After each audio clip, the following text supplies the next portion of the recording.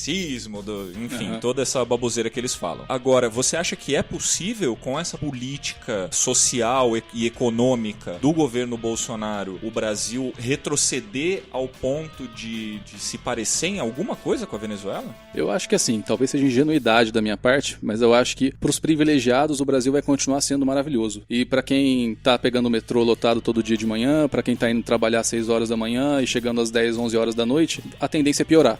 Eu acho que o Brasil vai continuar, cara, e vai cada vez mais ser a Belíndia. O Brasil é a Belíndia e sempre vai ser a Belíndia. Pra quem não conhece o termo Belíndia, o Brasil tem tudo que a Bélgica tem de melhor e tudo que a Índia tem de pior. E isso vai continuar e vai ser cada vez mais. Sabe assim, Quem Quer Ser o Milionário? Quando você assiste aquele filme lá, com a criancinha caindo no esgoto lá, nadando no meio das fezes lá. Aquilo lá, cara, aquilo a gente já tem. Em alguns lugares a gente já tem aquilo. E, cara, a Bélgica, quando você vai nos jardins aqui em São Paulo e vê as chocolaterias vendendo chocolate a peso de ouro e as pessoas comprando, também já tem. Então vai continuar tendo. Então isso essa distância só vai aumentar cada vez mais. Então os privilegiados vão continuar privilegiados e os pobres vão continuar cada vez mais pobres. Isso vai aumentar. Mas aí eles vão fazer um muro ao redor cara, vai assim, suas da distâncias, Oscar Freire, né? porque o que eu tô dizendo é que a periferia, né, que hoje já é enorme aqui em São Paulo, por exemplo, vai aumentar, o número de miseráveis vai aumentar, a gente vai falar sobre isso por causa da reforma da Previdência, e aí, aonde a gente vai parar, né? Então, assim, é exatamente isso que eu falei. Não sei, cara, que existe um processo de amortecimento da população aí, né? A gente sabe que a população tá cada vez sendo mais amortecida. Pode acontecer aí uma revolta? Pode, mas a gente sabe que a tendência não é essa. A tendência a gente sabe que tá, né, através das igrejas, através, né, o Brasil é um país altamente religioso, e as igrejas contribuem para isso, para, sabe, se contenha, se conforme, aceite tudo isso, e isso vai acontecendo.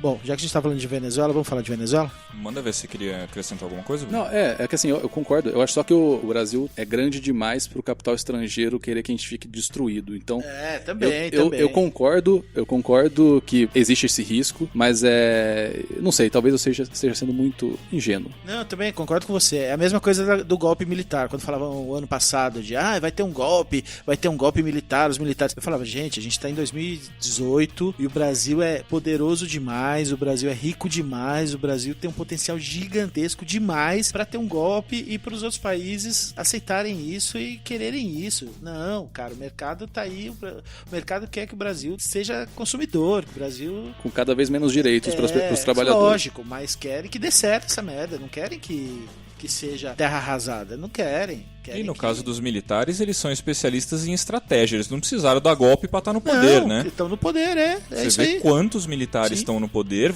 Aliás... Tiraram o Bebiano e tem lá um outro militar. Exatamente. Já entrou um outro militar, que aí o Bebiano veio e falou que não, foi ele que trouxe pro governo, não foi nem o Bolsonaro e tal. O fato tem general pra cacete lá, é ministério na mão dos caras, enfim, estão dentro do escalão, Planalto, segundo escalão, terceiro escalão. Vice-presidente da República, enfim. Então, cara, os caras democraticamente estão no poder, não precisou de golpe, eles são muito inteligentes, não precisaria de golpe, né? A gente faz uma oposição aqui com inteligência também, a gente precisa ter lucidez pra enxergar. Pra que terra arrasada? Não precisaria disso. Os caras querem consumidores, os caras querem... Exatamente, a base do capitalismo está nos consumidores, está na compra, ela não está no ser, ela está no ter, né? Então se você não tem pessoas capazes de comprar, agora... Nossa, eu admiro essa sua, vamos dizer assim, otimismo de você. Admiro, cara.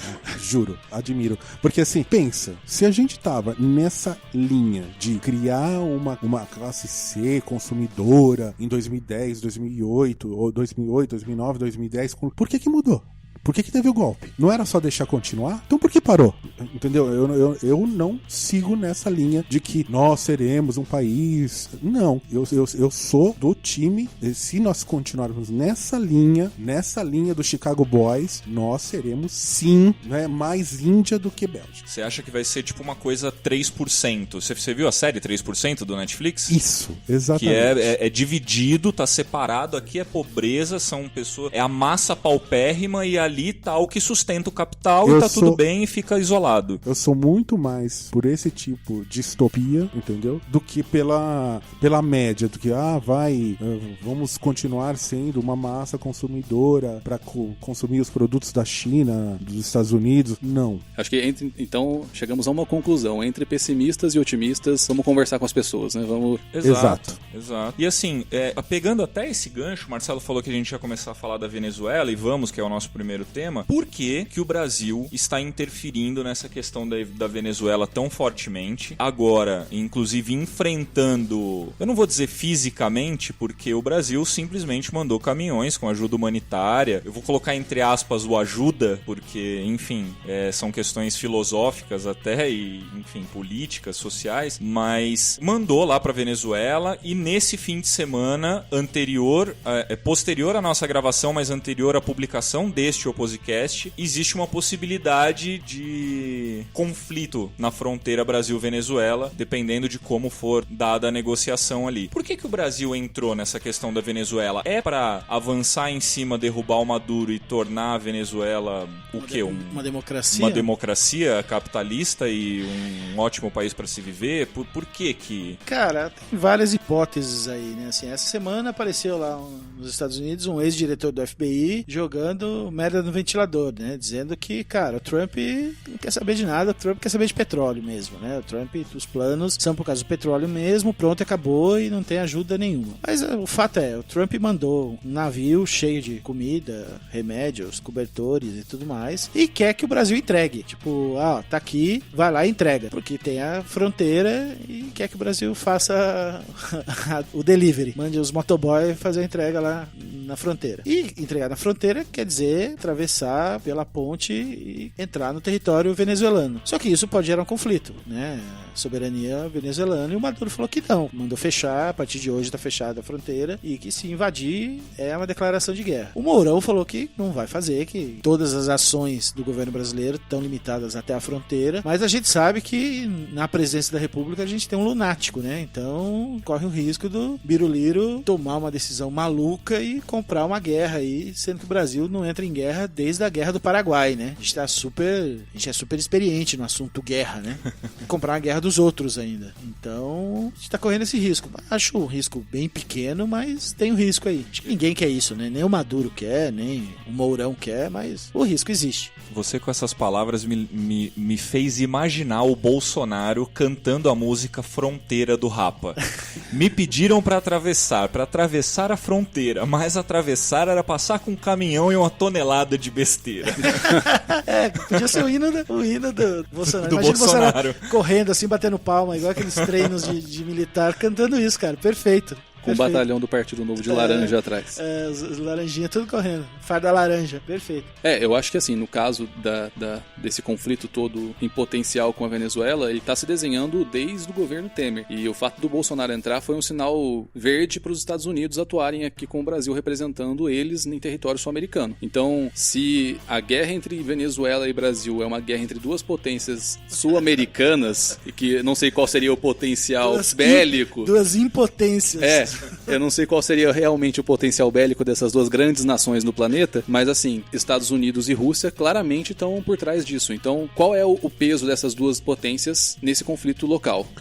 Não é só a Rússia, né? Tanto a Rússia quanto a China falaram assim: olha, deixa a Venezuela resolver os seus problemas sozinha. Deixa eles lá, eles vão se resolver, leve o tempo que levar. E o cara da China foi até mais contundente, o porta-voz. Ele falou assim: não mexam com a Venezuela. Então, assim, a gente tem, não é só a Rússia que tá pra entrar nesse imbróglio, é isso, né? Exato. Então, assim, ou seja, é um conflito que pode tomar contornos, assim, terríveis pro Brasil, né? E eu acabei de ver aqui no Twitter que o Chile acabou de anunciar que também está enviando ajuda humanitária para Venezuela. Então, mais um país aí na frente contra a Rússia, China. Então, é muito sintomático, né? Chile, Brasil, né? Colômbia. O Grupo de Lima tem vários países, tem até o Canadá, né? Que é um país mais neutro e tal. E, cara, se fosse uma ajuda humanitária desses países, pode até ser que o Maduro aceitasse, né? A ajuda humanitária. É que o Maduro sabe que tem o Trump por trás. Então, aí vira questão de honra. Não aceitar, né? Não vai aceitar mesmo e vai mandar fechar a fronteira, né? E o Mourão disse que ele só acredita em um possível confronto, apesar de que hoje já existiu 2 mortes na fronteira. Lembrando, hoje, sexta-feira, dia 22 de fevereiro, o Mourão disse que só acredita que vai ter confronto se o Brasil for atacado. Falou que o Brasil não avançará, obviamente, contra a Venezuela, mas ele falou que e também acha que o Maduro não é louco ao ponto de atacar o Brasil, só que eu queria saber o que ele considera atacar, porque a partir do momento que se ele tentar entrar no território venezuelano e algum maluco lá do exército venezuelano disparar, isso vai ser considerado ataque? Não, o Brasil não vai fazer isso. O Brasil vai ir no máximo até a fronteira, vai deixar as coisas lá. E sai correndo.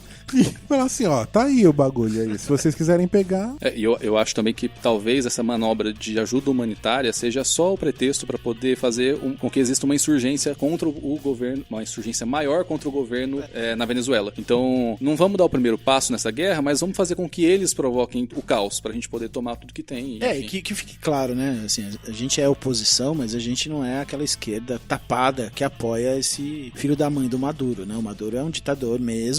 Esse cara não tá certo e não dá pra ser a favor desse cara. Mas também não dá pra ser a favor do Trump, né? Então, nessa história, ninguém é santo e ninguém é bonzinho. Então, o Maduro não é um cara legal, mas o Trump também não é. E o Putin também não é, o Biruliro também não é, e ninguém é legal. Pronto. Só a gente. Só a gente. Exatamente. É legal. Inclusive, o Bruno, que é um cara legal. Bom, antes de ir pro nosso próximo assunto, já que a gente tava falando do Mourão, só vou dar uma última aqui, uma espetadinha. O Mourão vai pra Bogotá pra reunião da crise na Venezuela, vai acompanhar o nosso querido chanceler, o nosso segundo preferido. A preferida é a Damares. A preferida do podcast é a Damares. A gente não vai falar dela hoje, mas o Mourão vai... Olha, só um feedback dos nossos ouvintes. Fez sucesso o nosso verbo Damarizou.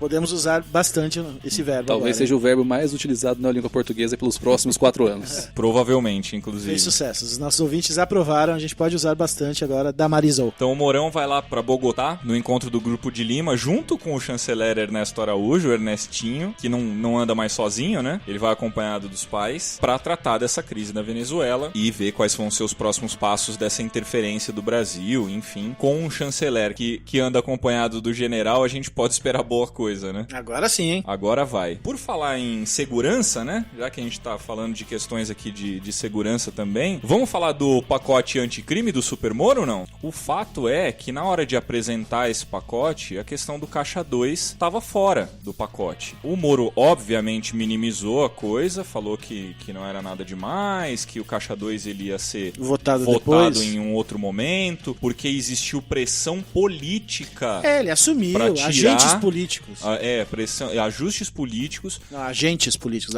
Pressão de agentes políticos para tirar o Caixa 2 desse pacote, desse projeto inicial. E aí, chegou até a falar, Caixa 2 não era crime. Não é. Né? Contradizendo o próprio, ele mesmo. Palestra que ele deu lá nos Estados Unidos. Que falou, que gritava que Caixa 2 era pior do que corrupção. Crime do mundo. Era o pior crime do mundo, enfim. Bruno, Caixa 2 é crime ou não é? Pois é, essa decisão, assim, me parece ser crime, mas assim, eu deixo pra quem tem mais conhecimento jurídico dessa causa. Agora, é inegável que o Moro, quando não tá calado, tá cedendo. Então, ele some, quando aparece, fala e começa a ceder, Inclusive, eu vi que uma organização do movimento negro tá entrando, Comissão Interamericana de Direitos Humanos, contra o pacote anticrime do Sérgio Moro, por causa de diversos potenciais de violações de direitos humanos, incluindo toda essa questão que o Bolsonaro fala desde o começo, que o Biruliro fala desde o começo da campanha, de excludente de ilicitude. Então, essa força maior para a segurança pública vai oferecer risco para a periferia. Então, são 2 itens, artigo 23 e artigo 25.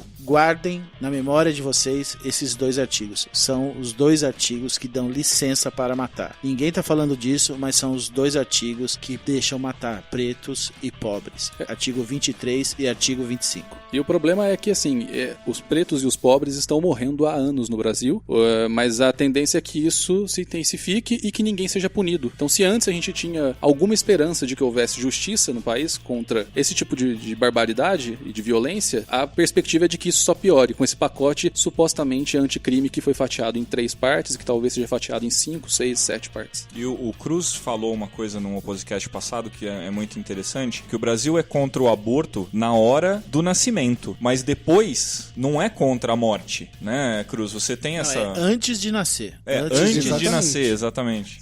Porque na hora de... Vamos proteger a vida, né, do feto, do nascituro e tudo mais, é aquela hipocrisia. E aí, a partir do momento, né, que